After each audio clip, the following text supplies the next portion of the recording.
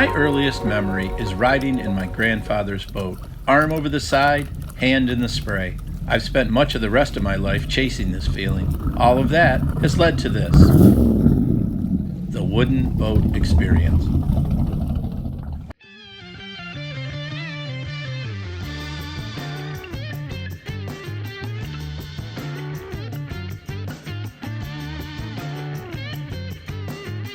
Friday was sunny and warm inside the boat shed, so I laid down some Thixoflex epoxy and Total Fair while I had the chance.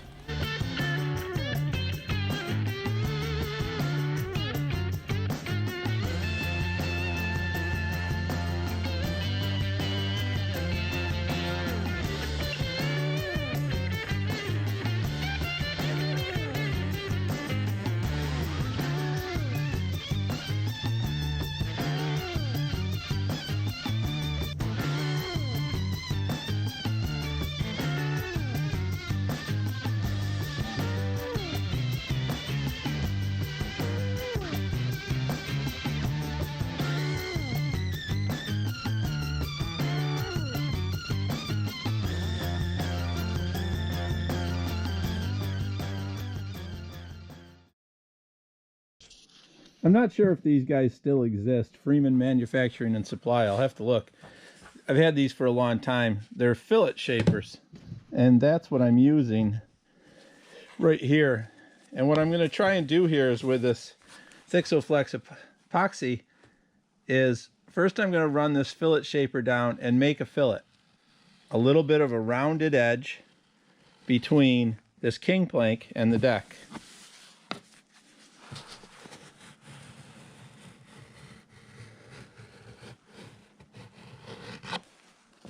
Now when I do that, I'm ending up with some extra right here, you can see, up on the king plank.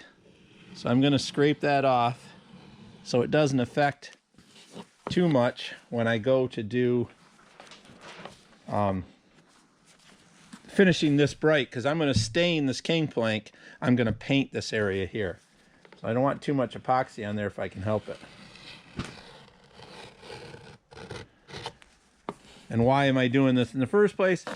There was a bad gap in here from people scraping paint and whatever, a bad repair, because these decks have been replaced. I think this may be original, and they replaced the decks. And they left a gap there, which means their water's getting under there, rotting the king plank out, and probably leaking down into the bow.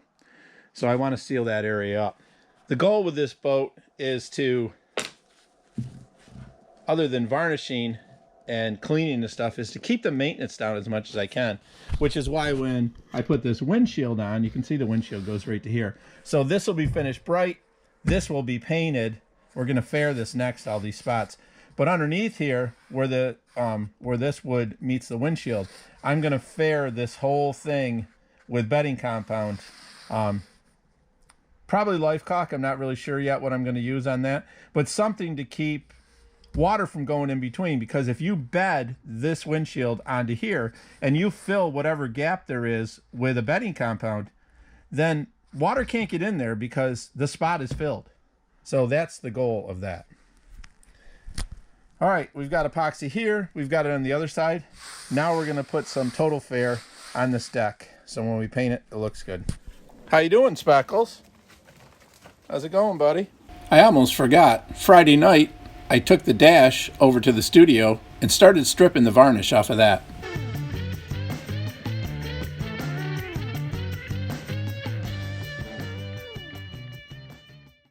On Sunday, I went out to the shed long enough to plan out those 2 shelves up in the bow.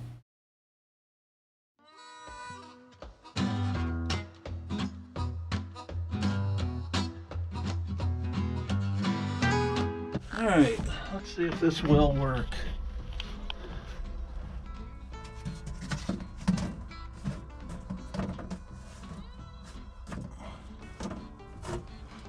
Seems to me it could be a little bit bigger. Or should we go right around? Might as well make it look pretty and go all the way around.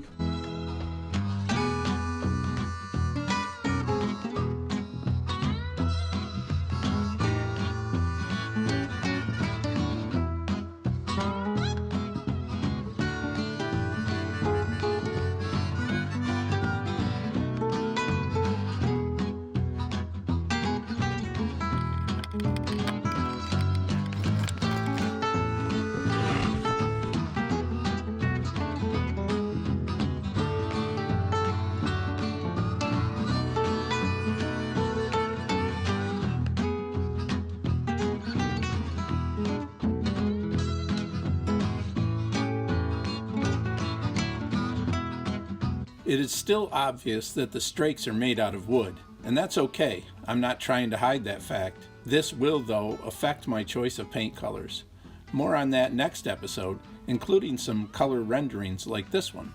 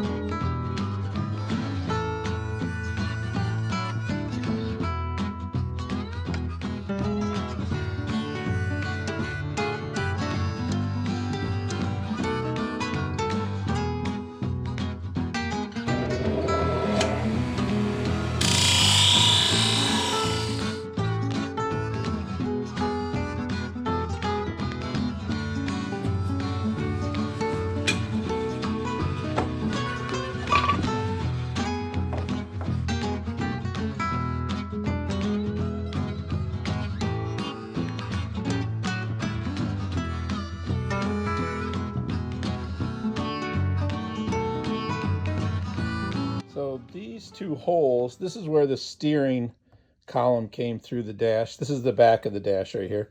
And this is, I think, where some wires or something came through for the, maybe the original gauges were in this hole. I'm not sure. But I don't know, it's kind of a strange shape.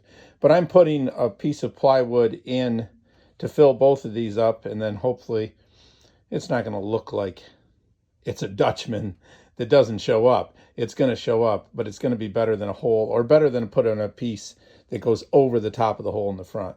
This will at least be flush. So I'm going to put a little bit of 6O epoxy around this whole edge of both of these right now.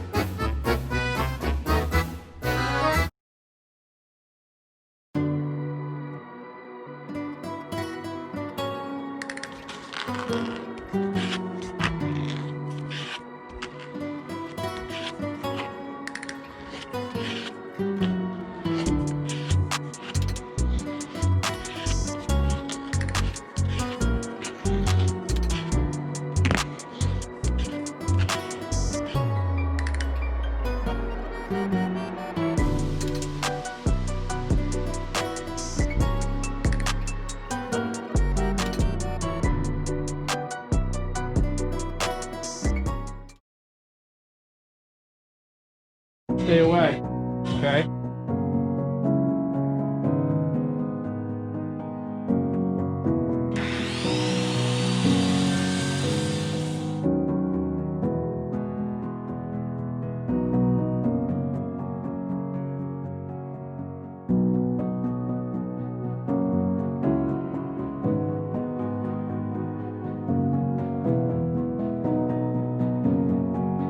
got to put some screws into this hinge.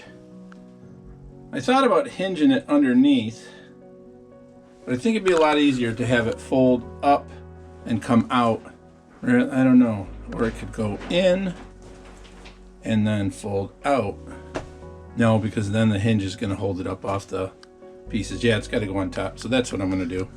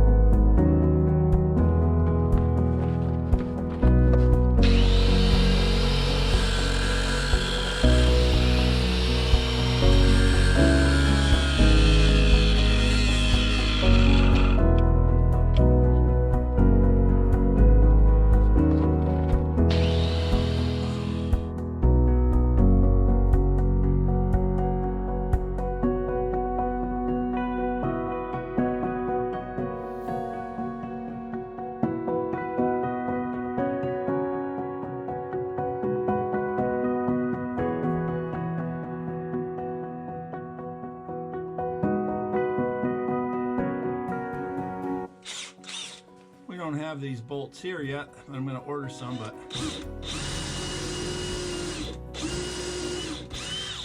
I probably shouldn't have vacuumed until after I did this, moron. Ugh.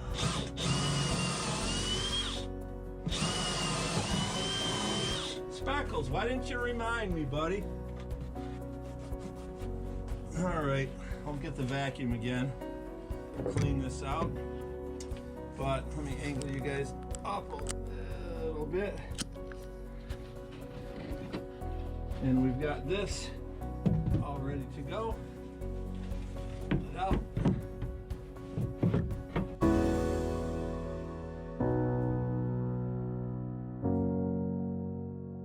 That is going to work really well. So there's the shelf. I'm going to take that in and paint it. And then by next episode, number 24, we will have this dash in place there. There's the door. There's the spots I fixed where the steering went through, and I'm assuming wires went through here. But that goes in place right here, right on this and here, and down in between those. But we've got to pull this. Oh, I forgot I did that. I put a scarf in there. Hey, we can do that right now. That won't take long. Forget it, not next week.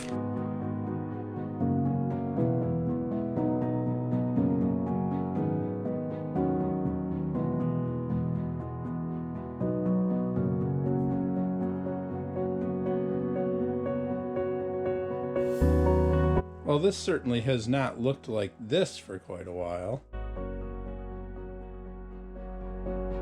Okay, the Transom nameplate, for unbeknownst, is carved out of mahogany. I did paint the back. We're going to dry fit it right now, but we're not going to actually attach this permanently without bedding it, and we won't do that until this has been varnished.